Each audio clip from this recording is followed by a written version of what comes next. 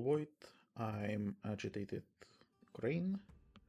I started the music, so there should be background music. And we are today talking about My Hero Academia, namely episode 4, Start Line, which adapts manga chapters. It adapts half of the third chapter of the entrance exam and chapter 4 titled Starting Line, which is similar to the episode name but different for some reason. Now, I did skip one thing in the last episode, which is, I know, crazy considering the episode was like, well, not the episode itself, my review, discussion, reaction, whatever you call it.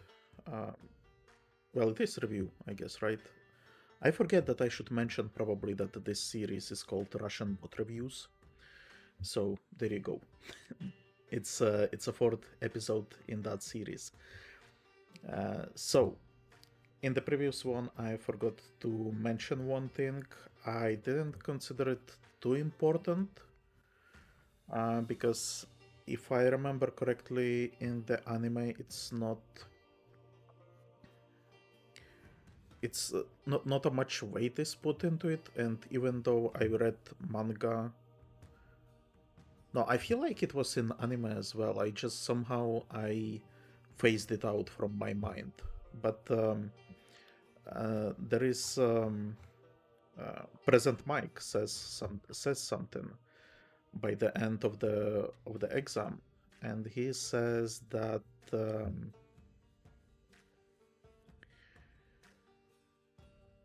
He quotes Napoleon Bonaparte, and I didn't really like this quote, and it seemed strange to me that Napoleon is called like a great hero. But upon rereading the chapter, I noticed that President Mike says that this is our school motto. So this is school motto, which is okay. That's kind of strange. So, Napoleon's quote: "True heroism consists in being superior to the ills of life." I mean, yeah, I'm not sure it's that impressive quote, to be honest. And also, like the intro, President Mike says that this is the great hero Napoleon Bonaparte once said, and I don't consider him a hero. Like he was politician, he was conqueror, if that makes sense. I would say he was a great man, but I wouldn't call him a hero. Like I'm not sure even French people consider him a hero. I don't know, but that's beside the point. The quote itself, like it's kind of obvious, right? But I'm not seeing why it is so impressive. Maybe we will see some not comparisons, but some like building upon it later in the series. But so far, like I get it, but I don't understand why would you choose it as a school motto for Superhero Academy. But yeah, whatever. So that's something that I think I didn't comment on it in the previous episode. Today's episode, the episode 4, starts with a little bit of recap about how impressive the UA is. That again, like only a few people are selected. That All Might, I think it's All Might went to that school, and then here we finally get the superheroes that I mentioned in previous episode that were mentioned in the manga, but were not mentioned in the anime. So they just shuffled the scenes a little bit. So now they are being mentioned. So we got Fiery Hero Endeavor, who made the most arrests or some such. And then we also get our favorite, obviously, best genist, and I am seriously like, I don't get it. Like I don't even. My imagination is so low with this character that I can't even think about any quirk or superpower that he would have. Like, okay, maybe it's like defense based, like maybe he's invulnerable, but then his head is not covered with the genes, his hands are not covered with genes, so I'm not sure what what what you're gonna do. And the even the name, like it's strange, and it fits into that marketing and commercial superheroes theme that I really don't like. But I got a great news actually uh, for um, for that, but we will get to it slightly later. So that's like a short recap about what UA is, and then we switch back to the exam proper, and we see some more people waiting for. So this is Izuku's group, and this is the group that is waiting for the trial to start.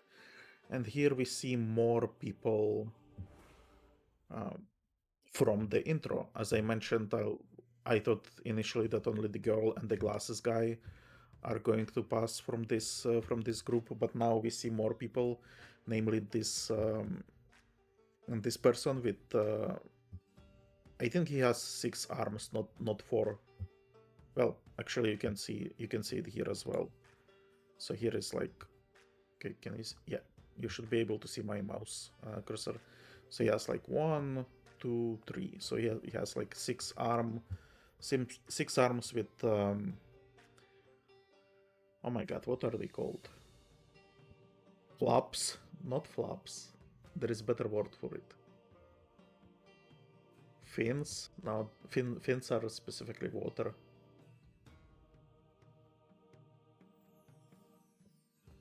Wings have webbed wings. That doesn't sound right. But yeah, webbed feet. Yeah, I think webbed. So he has kind of like, what would you call it, webbing then? But between the arms. I don't know. Anyway, so he has those arms. Presumably he can glide on it, right? And then we got this person with his fancy belt, and I will comment on him slightly later. So we see more people from here, right? So you have, I think this is the belt person, which is funny because I was convinced that he is a girl. And then here you have the guy with 6 arms. And I think that's it. I don't recognize any other person from this episode. So, yeah, there we go. So we have more people waiting for the trial to start, and Izuku spots the girl that talked with him previously, and it's like I saw.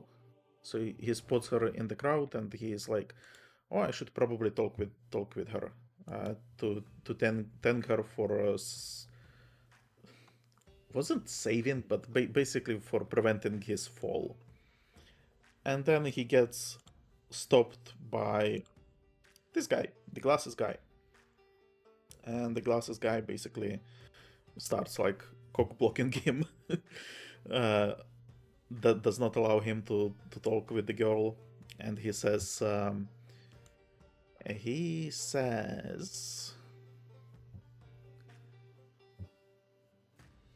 the girl seems to be doing some kind of meditation, which I wouldn't say it looked like a meditation, but whatever. But then he basically says that, like this is the second time you are interfering with stuff. Why are you not taking this seriously, or some stuff like that? I did not comment on this again in previous episode because I didn't consider it to be too important. When the glasses guy talks with Present Mike, he raises his hand and he asks questions about the 0-point villain or 0-point enemy in the test. He also points to Izuku and says, "You asshole, you keep mumbling to yourself, and this is really distracting. You are interfering with the exam. What are you doing?" Right? So there was that. And now again he's pointing out Izuku, and it almost seems to me like we will be switching the bully. I'm hesitant to call him like a bully because he seems to be just like by the books person, right? About efficiency and stuff like that. And I think he won't be bullying Izuku because of that, but there is going to be like a clash of characters as to his personality, because his personality is more serious and more intense than Izuku's, and I think the rest of the people. And I think he's going to be, as I said, like maybe he's going to replace Katsuki as a bully in quotation marks, as an not antagonist in the sense that he's going to present some sort of conflict to Izuku, but not in the sense that he's going to he obviously he's going to be a classmate and his friend, right? So it's not antagonistic in that sense, but antagonistic in the sense of the character, I guess. Because with Katsuki, I seriously feel like we are getting to the point where Katsuki realizes that Izuku has what it takes to be a hero, and while he's still like edgy against him, he's not he moved away from that "I'm bullying you because I don't want you to pursue this pointless pointless dream that you have." He's now, I think, in the camp that you have what it takes. I don't like it, but you have what it takes, so I'm just gonna let you be. I think that's what we have with Katsuki. So I think now the glasses guy is going to be more antagonistic about Izuku's approach to things. That he is less well, Izuku is serious, but he's a different kind of serious, right? But anyway, that's our speculation. But the exam basically starts. Like there is no additional explanation because, well, we explained everything in previous episode, right?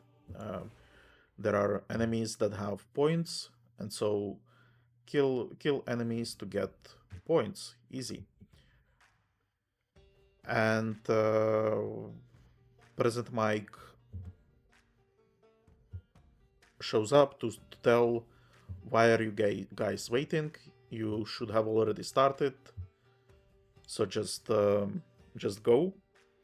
And then Izuku turns around and sees that everyone already is running towards the uh, examination area, and he is severely behind. So he starts running, and he runs very slowly, right? Because he has like a regular uh, human body, which I think not necessarily all people with quirks have superhero bodies, because some of them are more like caster or support uh, types, not necessarily physical types. So, but okay, Izuku got distracted in the beginning, and he's behind. And he thinks back about the hair that he ate, and the words that All Might left him. That be careful about using the superpower. That uh, it's probably going to break you, because while we prepared your body, you are not used to it yet. So it's uh, basically keep that in mind. And Izuku says that he doesn't feel any different. At which All Might replies that I mean that it's obvious, because you ate it, so you have to wait for it to dissolve and be absorbed into your body. And he says that it's gonna take like a couple of hours, to which I immediately remembered 40 minutes, but I went back and reread the manga to figure out, because I was remembering that he finished the training the day of the exam, and then he received the hair, and then he was like, "Oh, in 40 minutes, I have the exam starting." But that's not exactly it. He ate the hair, then he went home, showered, had a breakfast and stuff like that, and then he rode 40 minutes to school. So that's already there is probably like maybe 2 hours or something like that. And then this was not shown, but there was supposedly like a written exam as well, which it's funny that here the written test is not shown, but in Naruto I think there is like 3 or 4 episodes that are centered around the written exam, so that's that's kind of funny. But yeah, I mean, written exams are boring, and it's rare that there is something exciting going on there. So the focus is here on the practical exam.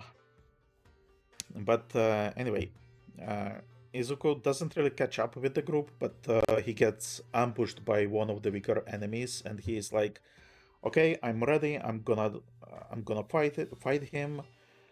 But then he freezes, and he's like, oh my god, why can't I move? I have the superpowers now. Why am I not moving? And then we get this shot. The enemy gets destroyed by this and by this person, and uh, I made a note uh, about his superhero name, which obviously we don't know at this point. We don't know even his. We don't know his name. We don't know his superhero name. I made a note: Dick Laser slash pelvic laser, because that's basically what it is, and it's seriously weird. So he just and how is that even considered like a quirk? So he has a belt that fires lasers, and the way he does it is that he puts his hands behind his head, and he kind of like thrusts his belt section forward to shoot, and it looks really really weird. I'm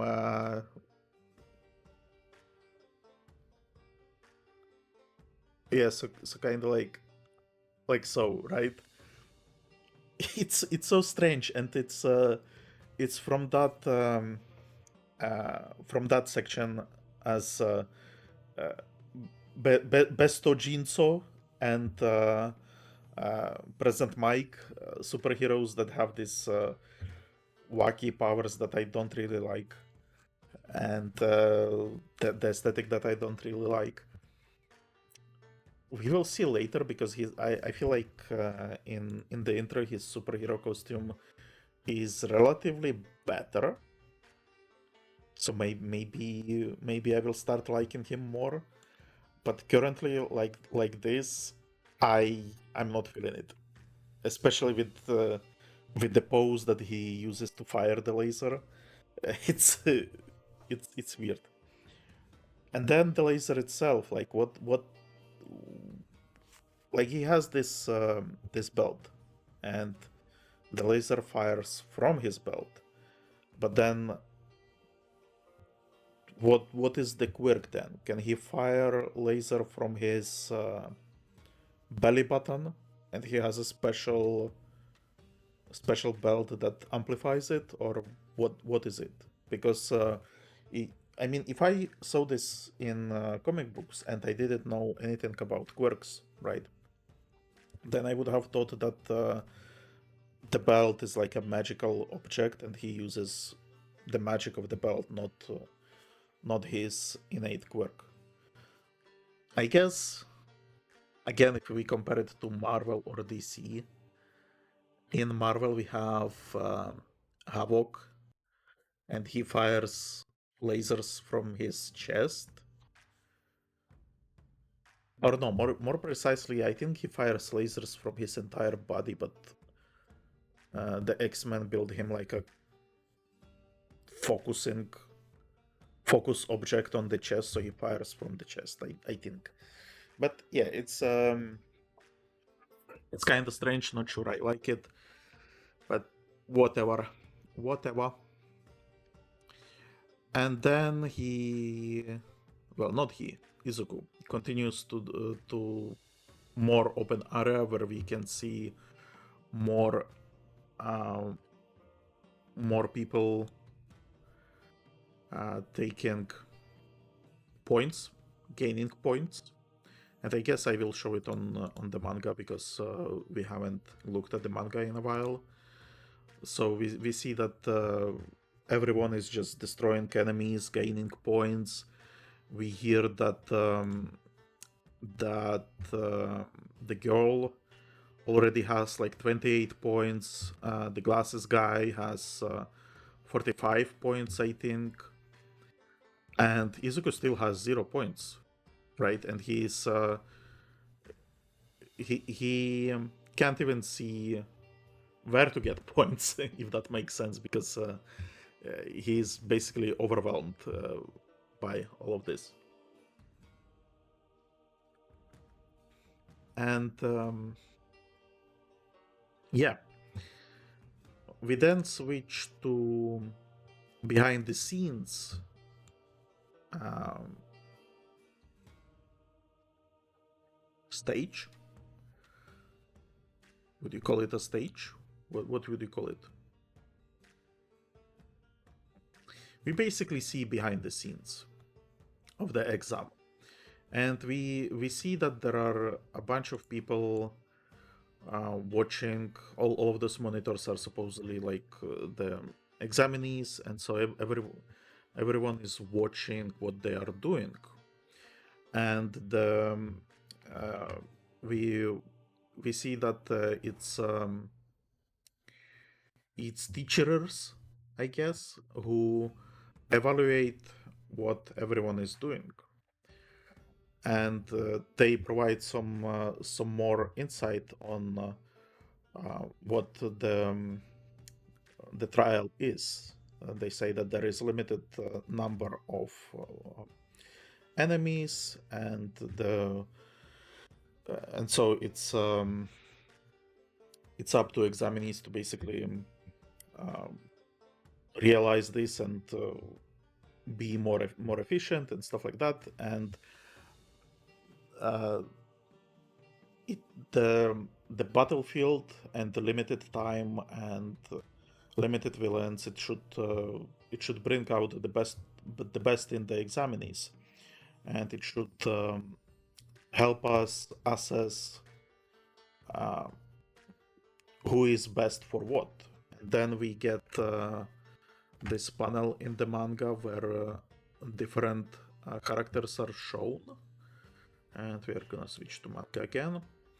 And so we have at the top, we have that guy with 6 arms, and examiners say that there are those who can assess the situation in an instance, so they would be good for gathering intelligence. Then we have the mobility experts, who is 4 eyes for some reason. We have decision makers who are like staying cool in any situation, and we have the guy with laser dick, dick laser person. He's French, I think, or maybe he's just using French words. He has frills on his clothes as well. And then there are they mentioned that there are like the natural born warriors or something like that, and we have a shot of Bakugo or Katsuki. So yeah, and let's keep that in mind. I will comment on this slightly later, once we get to the point scoring. I think we get this shot of the examiners, and again, like, I am confusions, because like we have this. How do the quirks work then? Because no, I was about to complain that I expected quirks to be like a superpowers, but then some of the people, as you can see, they have physical changes to their body, and we actually seen it in the classroom as well. But like those here, they seem more extreme. So we have a rat person, or even, is he a mouse person? Maybe hamster person? I don't know. We have a razor head. I think it's a razor head because maybe it's like a whale. I'm not sure. But when I saw him, I immediately thought about the eraser that I used to have, and so whenever I see him, I just think about eraser. And then we have school guy, and by school I mean school, not like high school, but like bone school. And by bone school, I don't mean some hentai game that is named Bone School. But whatever. So yeah, we got them. But here finally we get told a little bit more, because they release the 4th enemy, the enemy that is worth 0 points, that I speculated in previous episode that it's going to be the deciding factor for us, because it's probably going to threaten someone or something, and Izuku decides to intervene and basically gain points because of that. It is kinda exactly what we are getting, because we get the creature is released, and it's actually like a huge robot, right? As you can see, it destroys the buildings. Here at the bottom are the traffic lights, so you can see how huge this bot is. And the examiners are saying that this is basically an obstacle. It has 0 points, and well, they're just recapping what President Mike said, that it's best to avoid it. And the students, remembering that, they start fleeing because there is no point to fight it. But the examiners continue that how people act after they have seen this shows their true nature, meaning that it's so huge, it's overwhelming, it's scary, and it's supposed to it will trigger in you something, basically fight or flight reflex, right? And since it has 0 points, there is no point fighting it. So are you just going to avoid it? Are you going to run? Let it rampage through the city and stuff like that? And we get a shot which I want to show.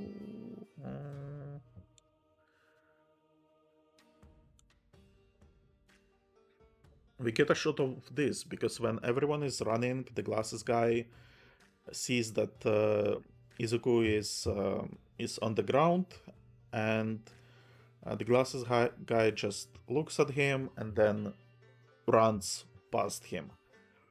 And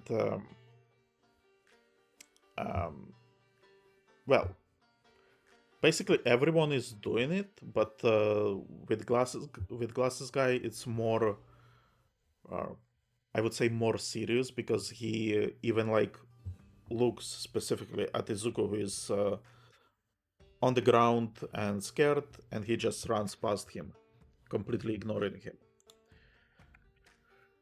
And Izuku actually is scared as well, and he at first tries to run, but then behind him he hears this cute ow, and he turns around, and behind him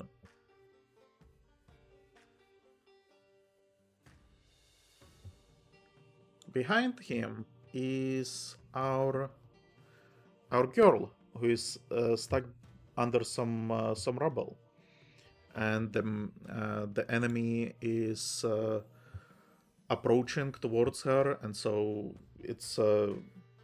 it would seem that she is in danger.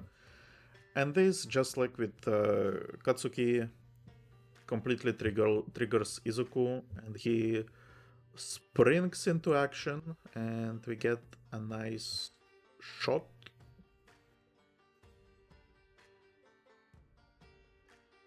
It's so quick, I probably won't be able to get it. Can I get like a...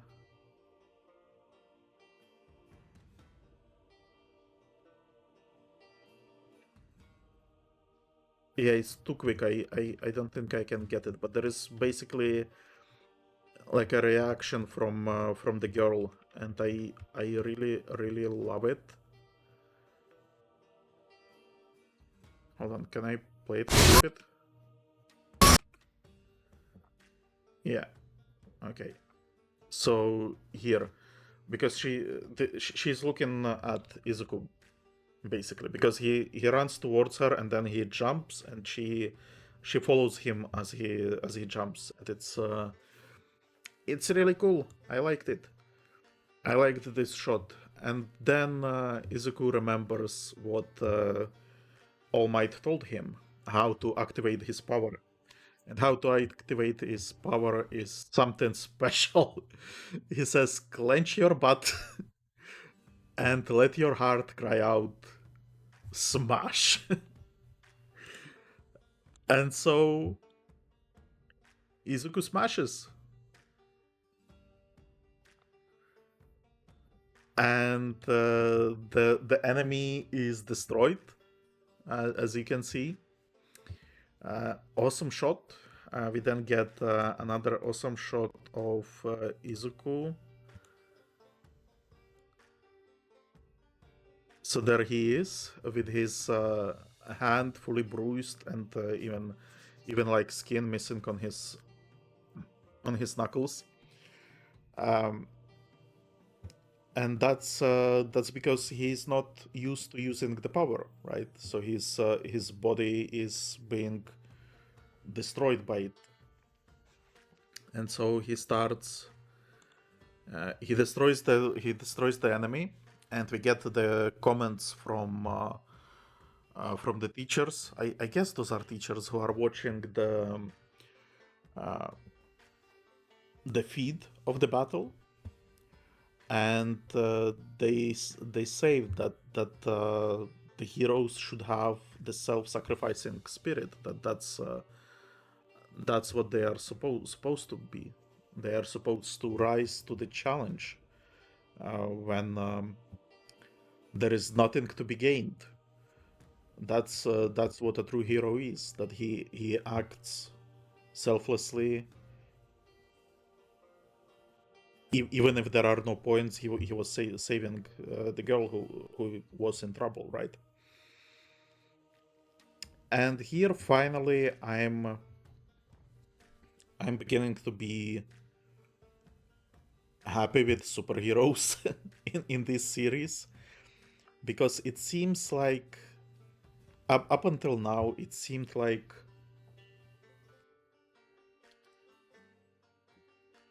and I mentioned this before, like it seemed like we are going this marketing route that that it kind of reminded me of The Boys, where um, superheroes are basically celebrities, that they are not really doing that much of heroism, that the heroism or saving people and stuff like that is like a secondary thing. And it didn't help that a lot of the time that when superheroes were portrayed, they were not portrayed in the light that I would have preferred.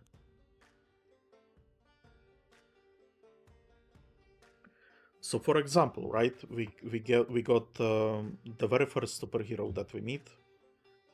Well, no, that's actually not true, but like the biggest superhero that we know, right, All Might. Both in his superhero form and in his civilian form, he looks kinda creepy. The way he's drawn, right? Uh, when he talks with Izuku, he explains like heroism properly, so I like that. But the way he is drawn still makes me a little bit suspicious about him. Then we got the superheroes from Tatooine Station: Mount Lady, Bulldozer Guy, Fire Hydrant Guy, and um, Wooden Kamui.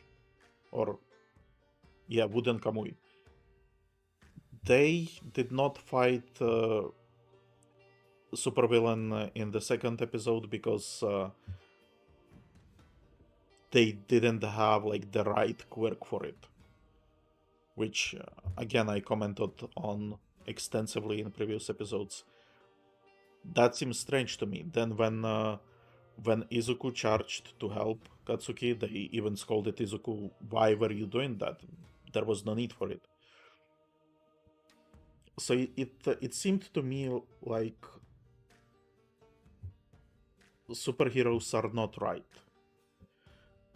and even though I speculated that this 0 point enemy is going to play like a huge role, I still had my doubts about superheroes. But now we finally see that no, this is actually like very intentional, and the superheroes in charge of UA, the My Hero Academia, they are um, they are well aware of what superhero is supposed to be and how he is supposed to act, what he is supposed to stand for. So so I'm happy about that, because I was seriously worried that we will be getting like this world where heroic views are almost frowned upon.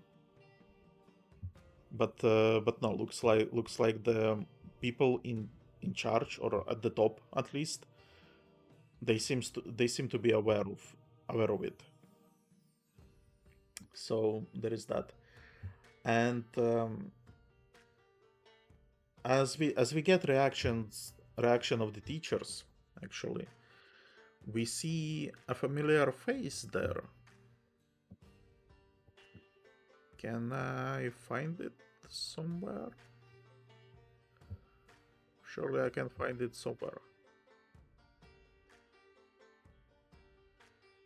Well, again, I'm having difficulty getting like a good frame in the player. I think I should consider a different player for this, actually. I think there are other players who have better scene by scene breakdown. But we get this on this panel, at least.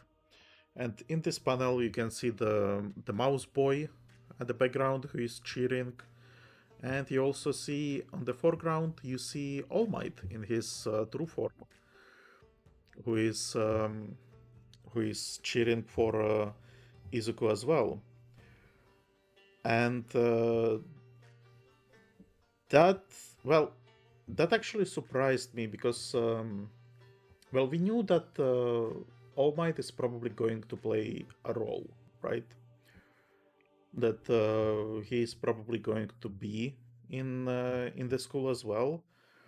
But I actually did not piece it together right away. And Izuku in this episode, he even says that he didn't know that All Might is connected to the school either. He thought that All Might is helping him, that it was just like a chance meeting. Well, it was chance meeting, and that he was helping him, but he did not know that All Might is actually working for the school. But what is more interesting for me, like this is just like a minor confusion that I wasn't even aware of, if I'm being honest. But what's more interesting to me is that he is in the true form with other teachers. So it seems like his true form is going to be more public, I guess. Because he made like a big deal when talking with Izuku that he didn't want the world to know about his true form and his condition. And Izuku promised not to tell anyone. And in this episode, we even get like a line that Izuku didn't even tell his mom. And he uses the word family, which is strange because so far we have only seen mom. And so he says he didn't even tell his family about it because it's like a huge secret. But here we have a ton of people in this school that presumably know about All Might, which, as I said, was surprising to me. And so Izuku starts to fall as he beat this 0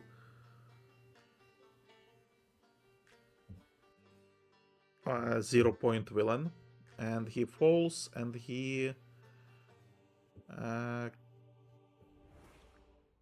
he's thinking, okay, I'm gonna die here. His body is basically broken, like his arm is destroyed, his feet are destroyed as well, because he used them to jump up, right? So he's just free falling to his death. And he's thinking, okay, maybe I have one working arm, so I'm gonna try to punch the ground, which should slow my fall. But he's thinking that he needs to time it very precisely, and he's worried about it and stuff like that. And he's worried that even if he does that, then his other arm gets destroyed and he can score no points at all. So that's not ideal either. So he keeps falling, but he's convinced that he has to do it. And then out of nowhere, we get this smack. So the girl just smacks him on the face, and I guess we didn't talk about it, but her superpowers are, as I said, levitation, and it seems that she's supposed to touch the object before she can levitate it.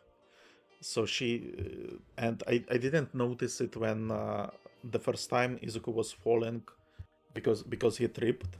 I guess she touched him in order to prevent him from falling. So she touches him and he starts to flow, float.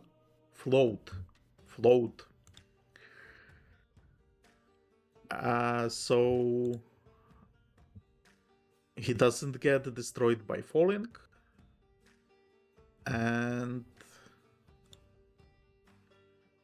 can we get some other cool screen here? And so finally he falls, and she was floating on this piece of the robot as well, and then she releases, and Izuku and her piece with her falls to the ground, and she then pukes because I'm guessing. You know what would be actually interesting? What I was guessing is that maybe she like overused her powers, but I'm actually curious if maybe she has like a vertigo or motion sickness. So it would be funny that she has like this floating power that she uses to float everything, but she actually can't stand floating herself. But yeah, Izuku then realizes that he needs to score points. Like he still has 0 points. He wants to score at least 1 point, and he even says, "Just 1 point, just 1 point." And then we got the announcement that the test is over, that the time limit is up.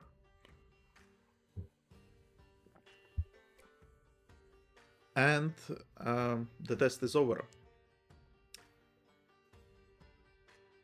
Izuku passes out, destroyed, and everyone kind of gathers around him, and they start speculating, like what was his power, why is he so broken, why did he even do that, because it's like 0 points. And we get the glasses guy who starts analyzing it more seriously. Like he says, did you well he doesn't say it's it's anime, it's in his head, right? So he goes, did they not watch what was going on? He was saving the girl. And the guy in glasses, he's actually quite upset because he says the guy did not hesitate, not at all. And he compares it to himself, that, well, when I saw this big robot, I started running, and I ignored Izuku, but then Izuku, instead of running away, he charged the robot because he was saving the girl. So he was like, he doesn't state it exactly, but it is quite heroic. And then he kind of calms himself down that this was an exam.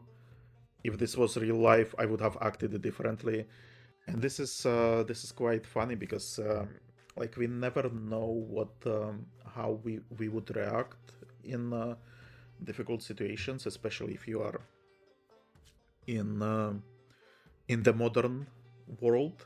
You don't really have that many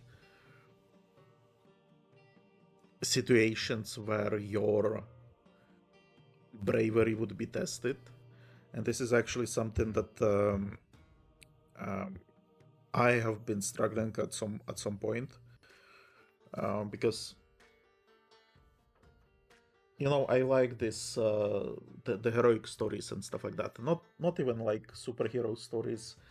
It goes with me. It goes deeper than that. When I was little, I was reading about musketeers. I was watching the shows with knights and stuff like that. And so my idea of heroism is that the knight is supposed to fight the scary dragon and save the princess, right? Which is kind of exactly what Izuku did here, surprisingly. But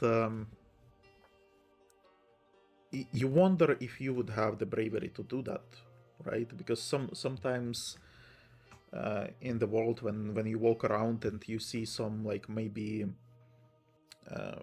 some argument taking place, right? Some people just, and it's never like too serious, where you would have to be like, okay, I have to do something about it.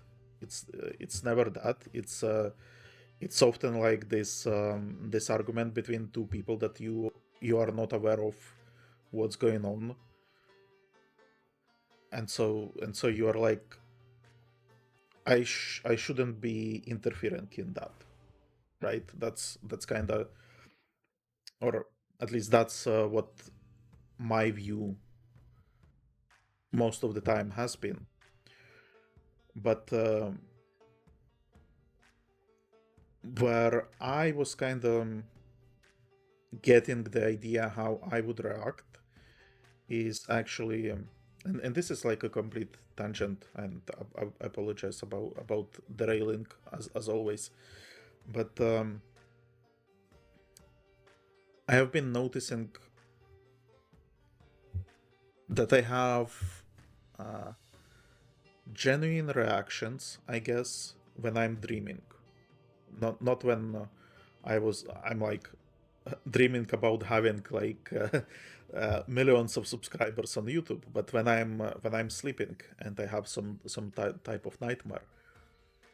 And for a while, I used to have some dreams when I would be scared and I would start running away and I would scream and I would like I would be seriously scared. And so I was quite upset because I was thinking, okay, but in my dreams I don't have any filters. I don't have any like bravado or anything like that. It's it's my unfiltered feelings that my mind is going through, and I felt kind of like a coward that I would have that this would be like my genuine reaction, I guess, to a situation that I perceived is real. But then after a while, uh, it kind of improved, and I'm not sure if I changed somehow or what exactly changed. Like I wasn't trying to do anything differently. I wasn't trying to become more brave, but the recent dreams that I had, when if I did have some like scary dreams, then usually I would stand and fight, and it's kind of like this non-existent personal growth, if that makes sense, because like it's as I said, in the real world, I'm not facing any dangerous issues, but I used the dreams as like a scale, I guess, to measure what I would do. I hope that makes sense. And then in real life, like the things that I consider that I I do bravely is not like a serious things, right? So for example, if I have like a verbal argument with someone, I'm no longer afraid of telling them you are wrong, I don't agree with you. And this is something that I would have difficulties with previously, right? So I do have like those small instances where I noticed that my character changed, and I am more likely to stand up for myself. But the most noticeable it is in those dreams, where previously I would be scared and run away from the monsters, and now I'm staying and fighting. And it's actually this is again not connected to My Hero Academia at all, but it's kind of liberating that you have this. Because previously, when I would be scared of those monsters, I would try to scream, but I couldn't scream, and so I would be panicking even more. But now I like it almost feels like the bravery snowballs into being more brave in other stuff. Or I guess fear snowballs because you're running away from the monster, you try to scream, then you cannot scream, and so you are afraid even more. Well, but then if fear can snowball, but shouldn't bravery be able to snowball as well? If you have a small victory, then slightly bigger victory, you start being braver and try to fight bigger battles.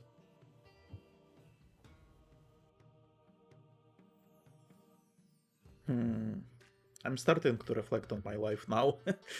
But anyway, we get the end of the exam, and the guy in glasses says that if this would have been a real world, I would have done the same. I only acted the way I acted just because this was an exam, and I think there is some denial going on with him. Well, I feel like this is very obvious denial, and I would be interested to see where this will go, because it almost feels like, well, more people run away, right? But I feel like, did he run away because of the fear, or did he run away because the thing has 0 points, so it's pointless to do anything with it? Because it kind of feels like he and other people started to run away because of the um, because of the fear. Curious. But then he starts to speculate, and he kind of comes to the conclusion that it seems to be that that was part of the test as well. And then a nice old lady shows up. And do we get like a nice shot of her somewhere?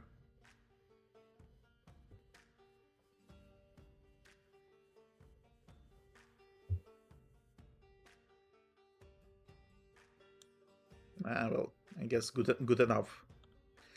So this lady shows up. She starts giving everyone candy, gummy bears specifically. I have so she is obviously like a doctor. She has like um, what are they called? Injections, syringes. She has syringes. One syringe in her hand, in her hair, and then another a bigger one in her hand. She uses it as a walking stick. Kind of silly if you ask me. but she's obviously like a doctor lady, so she passes on those candies, and I suspect that those are like healing candies. And then she comes to Izuku and says, "Oh, you are so broken. It looks like your body is not used to your quirk."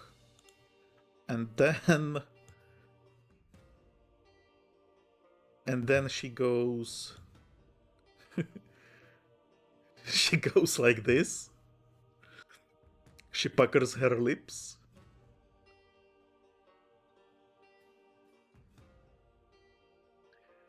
and she smooches him like so, and everyone is surprised. Here you can also see the syringe in her hand, and the smooch I immediately thought like, uh, the saying, "Kiss it better."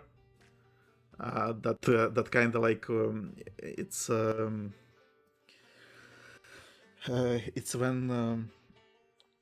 when kid falls and gets injured, their parents usually, "Oh, let me kiss it and make it better." So that's her superpower basically. So that's kind of funny, and we can see that Izuku starts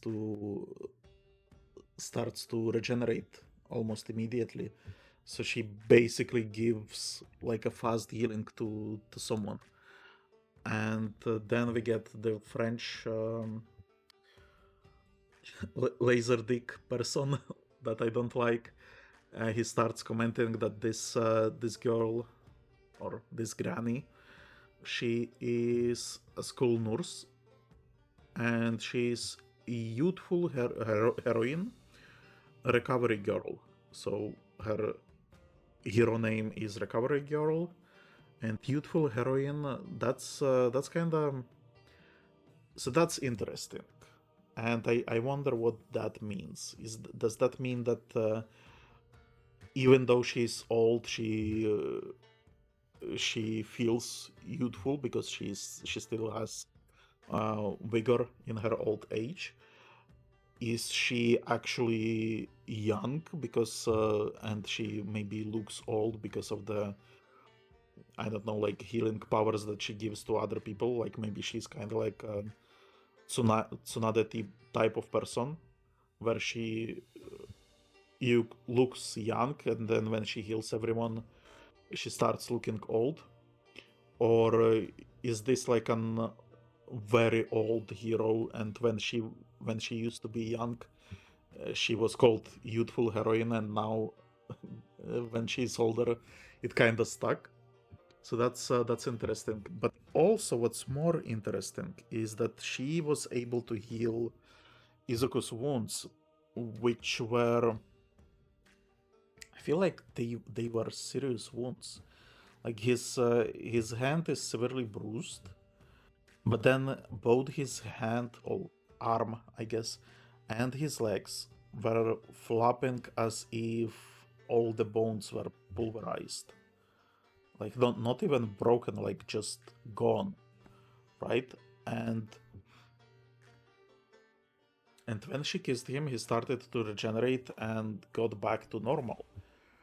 And I do wonder, is it possible that she could heal All Might as well? Or is All Might injury so supernatural or whatever, so special that it cannot be healed at all? That's what's curious. But because later in the episode we also learn that All Might comes to teach uh, to this school, and this is like a new thing. Like he didn't used to teach this school. He comes here this year, basically. And I do wonder if perhaps he he comes to this school to be closer to her, so she can maybe work on fixing him. Although, why would he wait 5 years before he did that? Maybe it's completely unrelated, but if it is, then we need like an explanation why she cannot heal All Might, because it seems like she can give people like Wolverine type regeneration. So there we go. With that, the exam is over, and we switch. We have a time skip 1 week. Izuku is back at home, and he is having a lunch with his mom, and she said he's like completely out of it, like he's smiling at a fish, and here we can see one of the pictures of his mom being worried. Um, we get more of her mom in this episode, and I absolutely love her. Like, hold on, I want to, like, look at her. She's adorable. Can I play it a little bit, maybe? It's 母にも話 yeah, I don't know. She's just so cute. I love her. I I don't think I ever had like a character in manga or in anime that I was so, what is even the word that I'm looking for? Like, obviously they used to be like cute characters and stuff like that, but I never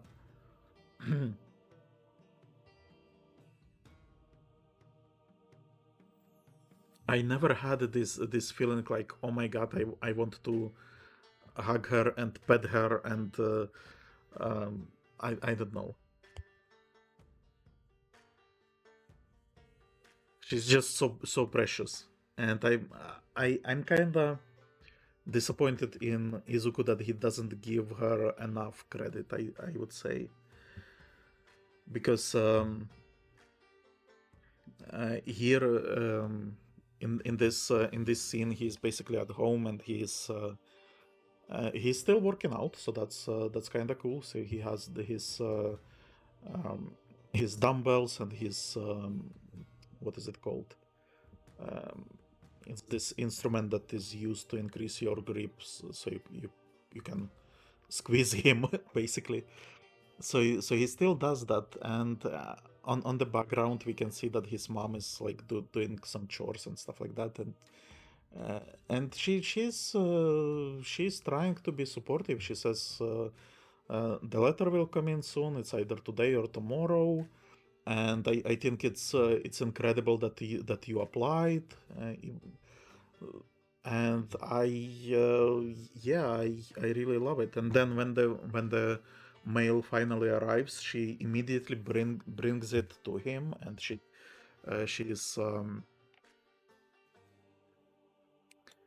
then starts fidgeting. So he takes the letter and takes it inside his room, and she starts fidgeting outside of the room, worried that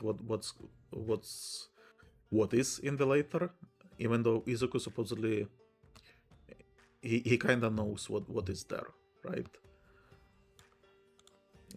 He expects that he failed because he got 0 points in the practical exam. But yeah, I just think she's so precious. I liked her even in the first episode when we got flashback when she was younger and she was skinny. But now that she's a little bit chubby, I don't know. I'm just in love with this character. So anyway, the Izuku opens the letter, and there is this hollow emitter that triggers, and it's All Might.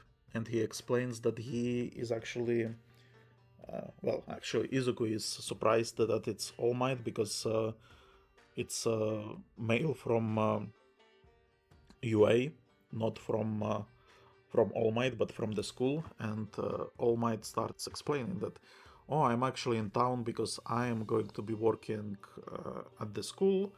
And then he gets interrupted by some person off camera, which I wonder if this was just like a gag, or if the person behind the camera is going to be more important later, because it seems like he keeps interrupting All Might quite a lot. And as I'm saying, it could be just a gag, but my spider senses are tingling that it could be someone important. But yeah, anyway, so All Might explains that yeah, you passed the written exam, but you got 0 points for defeating enemies. And Izuku is obviously like sad about it, but then All Might continues. But let me show you something. Actually, he says, and he shows oh my god, he shows how can I show this? He shows this, and it's basically a recording of the girl that he saved. And the girl is talking with present Mike, and she says, she starts describing Izuku. She says, curly hair, freckles on the face, kinda plain looking. Could you give him? And she says, could you give him half of my points? Not half. She says, could you give him some of my points? And she explains that she overheard him saying that he wants to get at least 1 point, at least 1 point.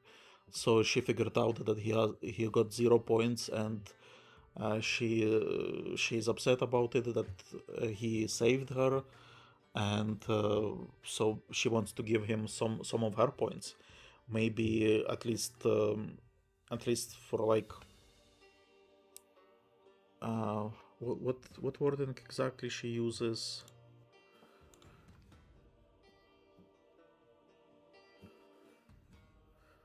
At least however many points he gave up trying to save me. So kind of like how much points he would have gained if he ignored the enemy and focused on getting points. And present Mike says, "Oh, don't worry, we cannot do that, but you shouldn't worry about it." But All Might explains, so this was like a recording, and All Might explains that you basically inspired others to with your actions, and that's also like very heroic. But also,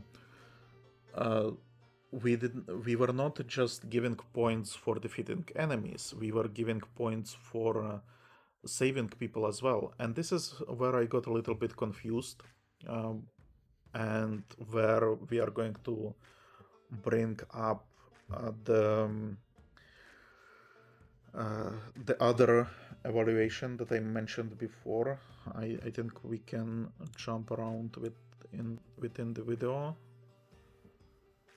Where is it? Yeah, here.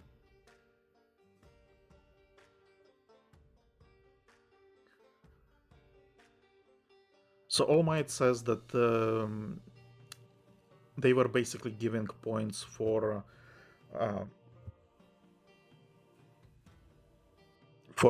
rescuing people, basically rescue points, and he got 60 points for rescuing the girl, and the girl got 45 points as well. And I'm a little bit confused about those points, and I will start getting into it. So They are called rescue points, not hero points, and that's something that both manga and anime, they are very clear that those are rescue points, not hero points. For beating enemies in the stage, you get villain points. So it's kind of strange that you get villain points, but basically because you are defeating fake villains, you get villain points. Okay. But then I would have called hero point rescue points. I would have called hero points because they are they are. I feel like they are more broad than just a rescue. And why I'm talking about it, right? Because he got it for rescuing the girl, and I would have thought that the girl would get it for rescuing Izuku in return. As you remember, he was falling to his death, and she levitated him. So did she got points for that, or did she got points for trying to give her points to Izuku? That's not what exactly is clear to me. But then we got to see like the table of the points given to other participant, and some other people had rescue points as well, which seems strange to me, because how do you evaluate rescue in this scenario? Like if you have because you basically have like a huge fight going on in the city, and how do you evaluate if person destroying an enemy uh, is for points or for a rescue? Because the guy that shoots laser from his belt, he rescued in quotation marks Izuku from one of the first enemies, right? But he did not do it to rescue him, or at least that was my interpretation. He did not do it to rescue him. He was basically like stealing points from Izuku. So wouldn't the other guys have the same issue? Like if they are just destroying points, how do you measure it? And then we get other things, right? So for example, we get this. So information gathering, and then we also had the other types like decision making and mobility experts, that they are first on the scene, kind of like not first, emergency responders or stuff like that, and then fighters when we were checking on Katsuki. Do you give points for this as well? Like if a guy is first on the scene, does he receive extra points for that? Are they also called rescue points, even though he just got it for getting there first? Do you get rescue points if you go to the roof and start echolocating everything and maybe work with other people? Do you get points, by the way, for working with other people? Like if you, because so this is kind of strange, where in the beginning of the exam, when they got split into groups, Katsuki says, "Oh, we are in different groups because they don't want friends to be in the same group, so they don't help each other." But if you show teamwork, do you get points?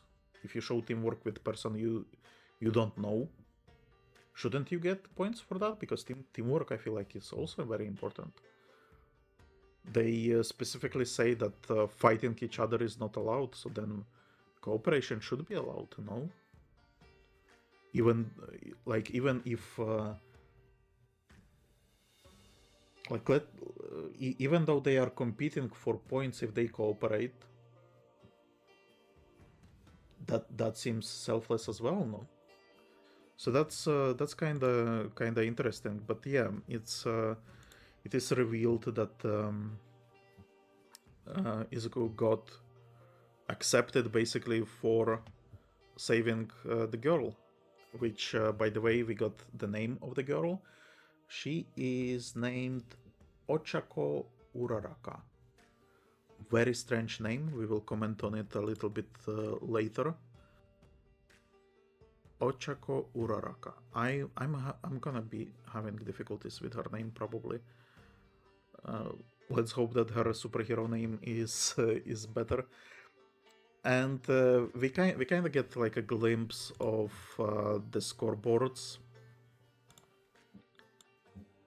Glimpse of the scoreboards. Can I find a screen for it?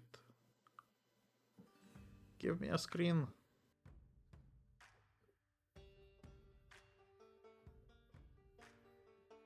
Oh, perfect.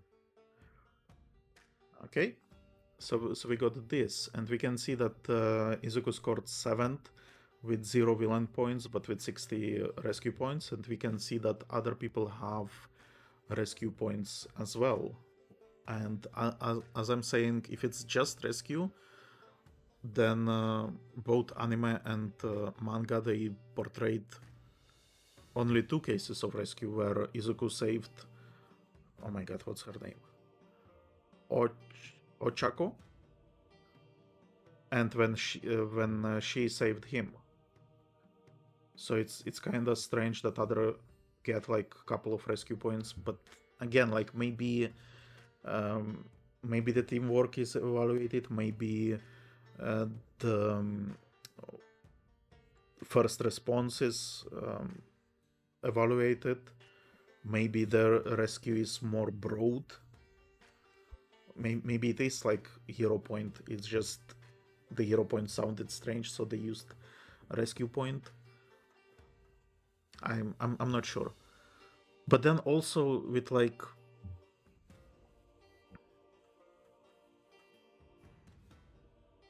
but then it also doesn't really make sense to me, because I was expecting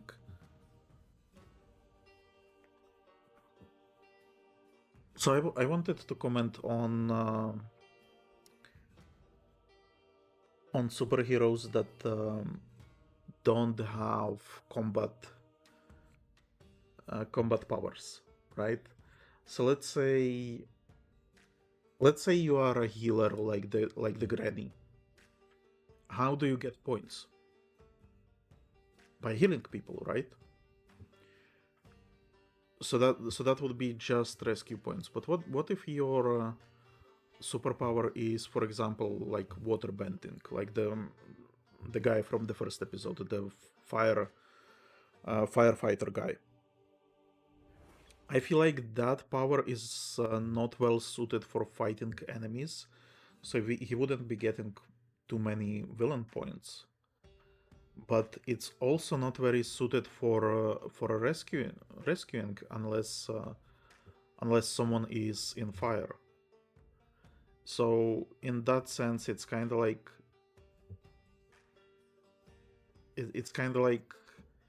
you are not covering all the bases. So it seems like what would make more sense is that if villain points were score based, but then rescue points were not, were basically like extra points that are given given by teachers, and I know that they are given by teachers as it is, but it still seems to be point based with a specific thing in mind. Whereas in I'm talking more about giving points based on performance, right? So it's less so points, it's more so evaluation. I hope it makes sense. But anyway, we get some other names. So we got Tenya Idan. I suspect that maybe this is the glasses guy. Then we got Tetsu. That's an interesting name. I have speculations that maybe this is like the Six Arms guy, even though he only has 4 Tetsus in the name. But it kind of sounds alien enough for him. And then we got another scene with where we have Ochaco, right? And she got scored 3rd with her points. And then we also have Eijiro Kirishima and Ibarashi Ozaki, who I'm not sure who they are, but they are scored higher than Izuku. Izuku is 7th, Tenya is 6th, Tetsu is 8th, and then we are not shown the first one, which I suspect that the first one is going to be Katsuki. So yeah, that's where we end. We get accepted. Izuku is happy, obviously, and this will be his Hero Academy. And that's where the manga ends, and that's where the anime ends. However, after the opening, not the opening, after the ending, we get an awesome scene. So after the ending, we have, well, basically after credits scene, and I absolutely love it. And you probably know what it is if you have been listening to me, but we get this. Izuku comes out of the room, and his mom is there, and he smiles at her, and she starts crying because she's happy for him. But what's even more impressive, like this is again like a very cute shot of her. Like I can't get over how much I love her. I absolutely love this design. But anyway, after that we get like the screen pans out, and we got this. We got the fridge, and on the fridge there is a note that is stuck to the fridge, and on that note is the meal plan that she was following when cooking meals for Izuku. So it's kind of nice that anime showed that, because Izuku plays like a lot of credit on All Might. And when we get some scenes with All Might, he kind of corrects. Although with internal monologue, he doesn't tell it to Izuku, but he says that it's not just what I did; it's also your hard work and your character that is also like playing a huge role. Sure, I gave you like a plan on what to do and stuff like that, and I'm helping you, but it's your hard work and your character that is going through this. But then here we also get this thing, and it's not in manga as far as I can tell so far. But I absolutely love it that whoever was in charge of anime decided to give credit to his mom as well. because it's as I said, I absolutely love her, and it's quite obvious that she is supporting him, and it's I don't know, it's just such a sweet moment. And I also loved like the containers she has on the kitchen with flowers because that's such a mom thing to have as well. With containers with cats and flowers.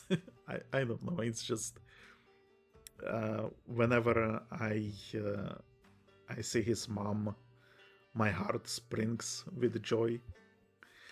So anyway, that's. Oh well, actually, I wanted. There is another thing that I wanted to show.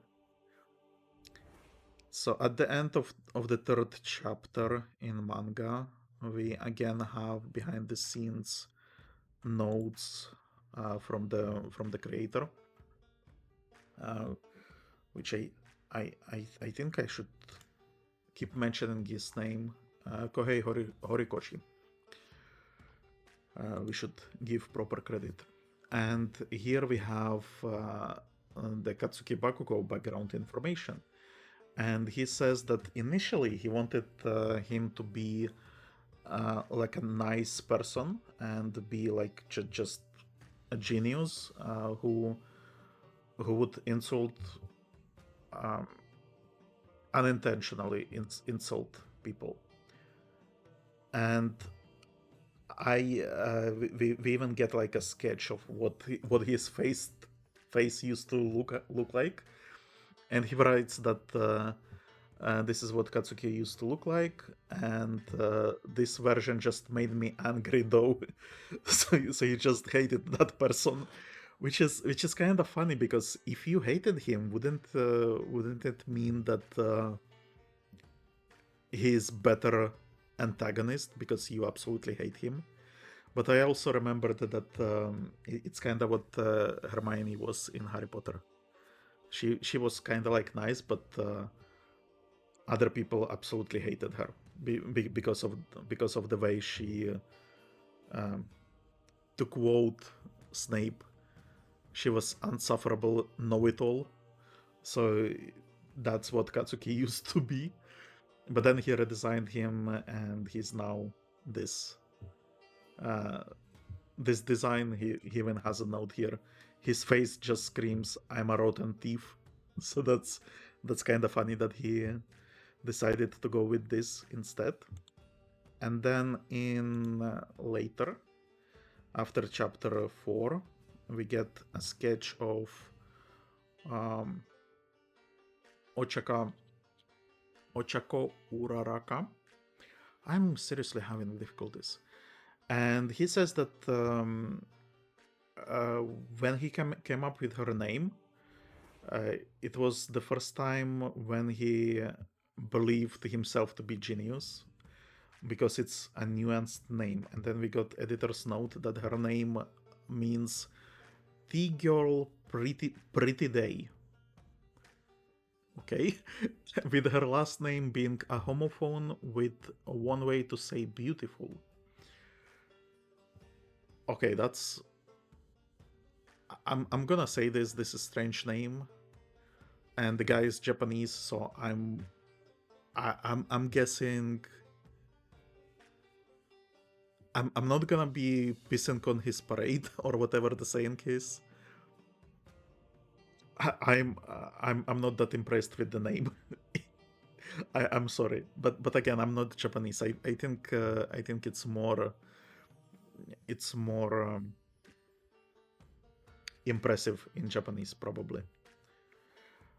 But what's also another interesting thing is that he initially wanted Mount Lady, the growing hero from the first chapter and from the first and second episodes. So that girl was supposed to be Izuku's friend, which is interesting. But then he continues. But when it comes to a girl whose only power is growing, taking that to its logical conclusion just brought about all sorts of problems, and the character started getting pretty dark. So I changed her. What the fuck? What were your logical conclusions with that character that became pretty dark? I'm actually surprised because like there are growing characters, right? There is Ant-Man, there is Atom, there is a bunch of them. So it's not like the power is boring or one-dimensional or anything like that. But he says that logical conclusions brought all sorts of problems, and I'm like surprised. Like maybe he didn't he like maybe he considered like cramped spaces, and the drawing would not be as good if you have to draw her. But then why does it start getting dark? I'm what were you doing with with Mount Lady? So yeah, that's interesting. But also Mount Lady, in that first episode, we did have that creepy shot of her, and but I still wonder what if that's just maybe his style, because he draws All Might creepily, and I'm not sure that's an intention. So maybe it's just his style. Maybe I'm just misunderstanding it. Who knows? But yeah, curious to see if we will see Mount Lady as a side character, because I'm pretty sure she is on the cover of the manga.